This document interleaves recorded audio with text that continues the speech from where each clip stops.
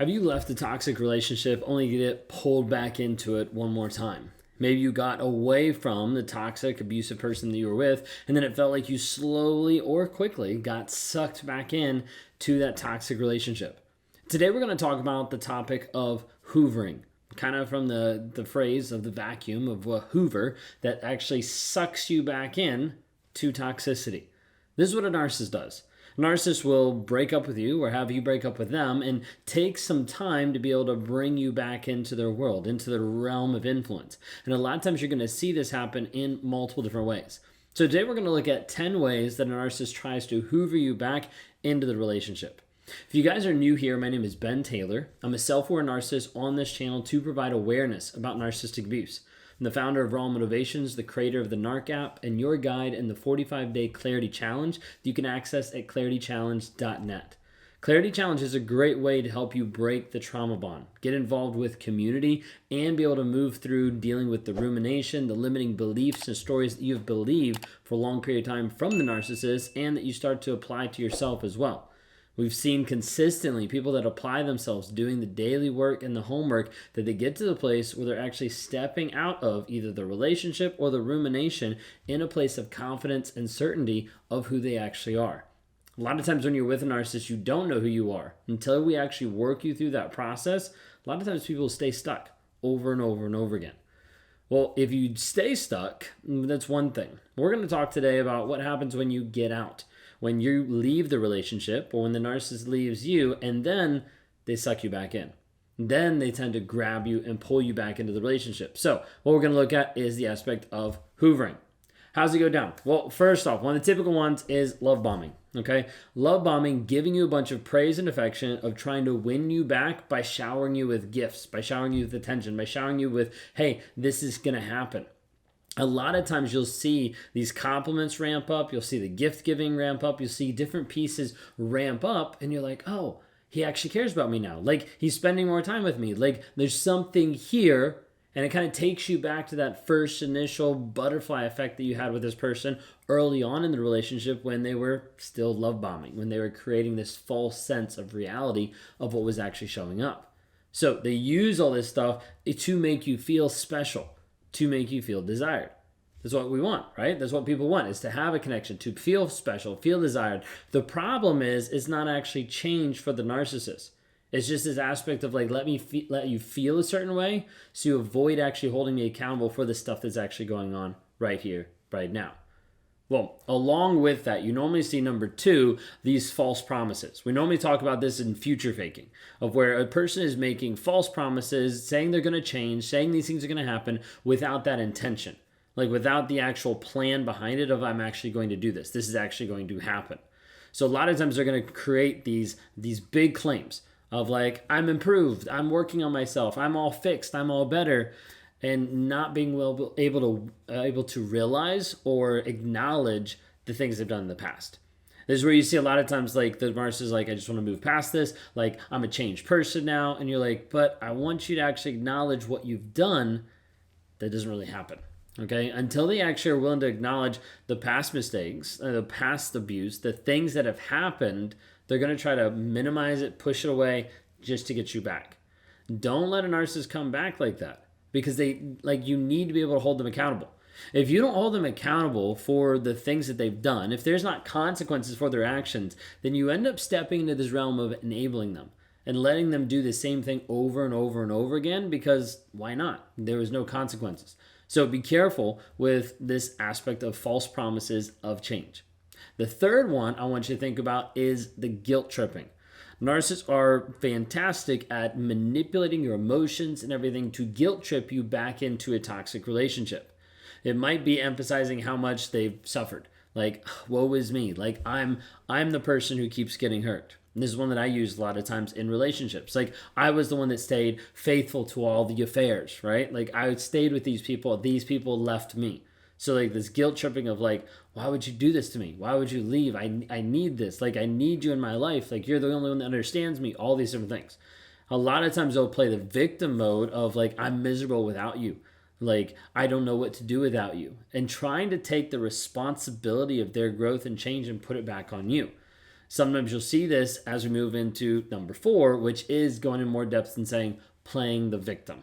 Okay, a lot of times a narcissist will play the victim of look a certain way, act a certain way because they're a victim of their circumstances. It wasn't my fault. It wasn't this. It was you. It was someone else. And trying to put that back on someone, something, anything. But just as long as it's not my fault.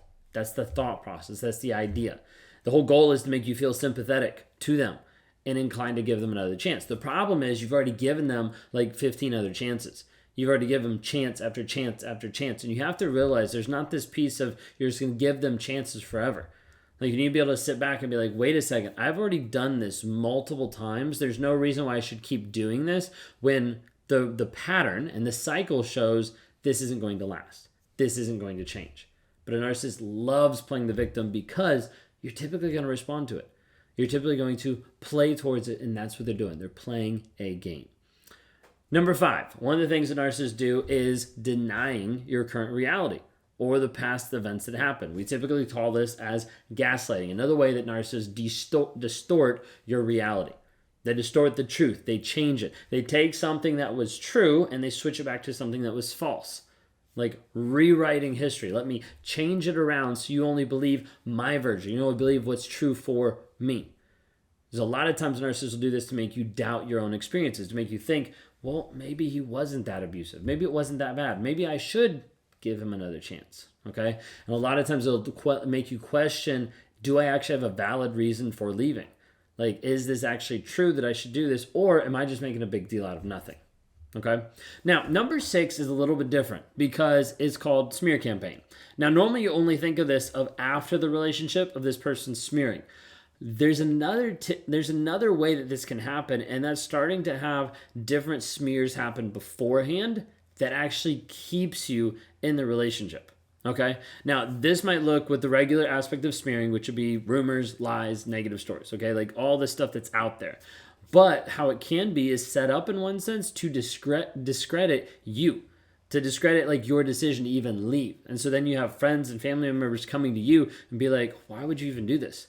Like, it doesn't even make sense. Why would you even leave? Like, I heard what happened. Like, I heard you did this. Like, you shouldn't do this. You should give him another chance. Like, all these different things. And it just creates doubt. And then it also builds up this, like, social pressure of, like, there's not a reason for you to leave. And you start getting discounted by other people that don't even know you, but they've been gaslit in one sense. They've had it smeared in front of them, so they think a different version of reality.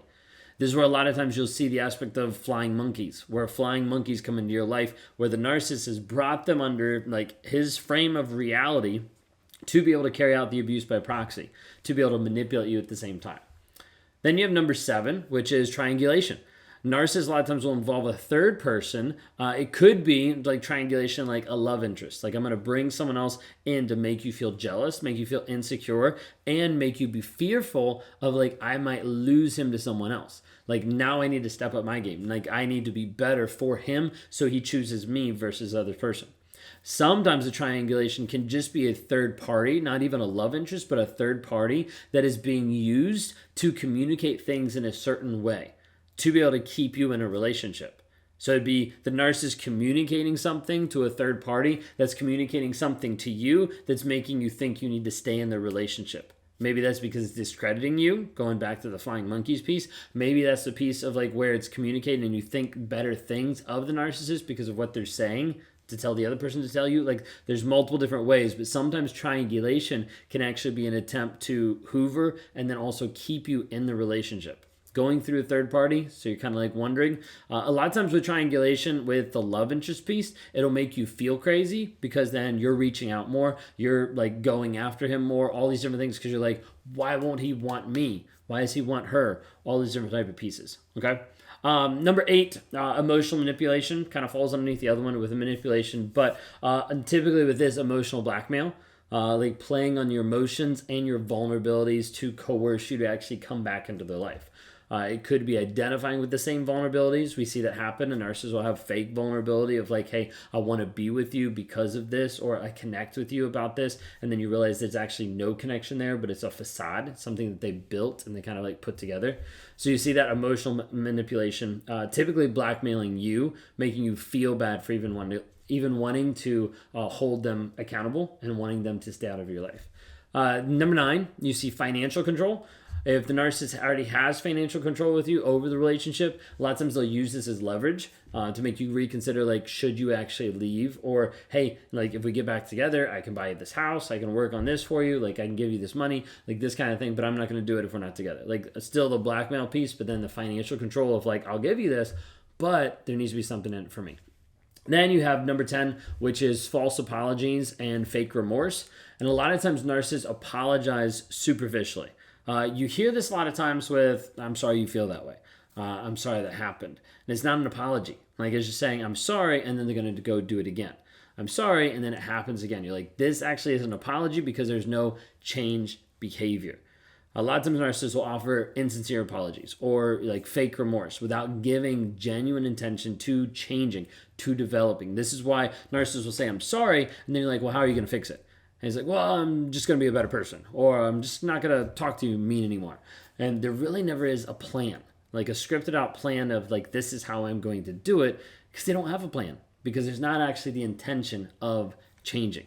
Well, anyways, that was a quick list of going through 10 ways narcissist tries to hoover you back in a relationship. If you're getting hoovered, if you know your tendency is to get hoovered and go through this cycle, I want you to reach out for help.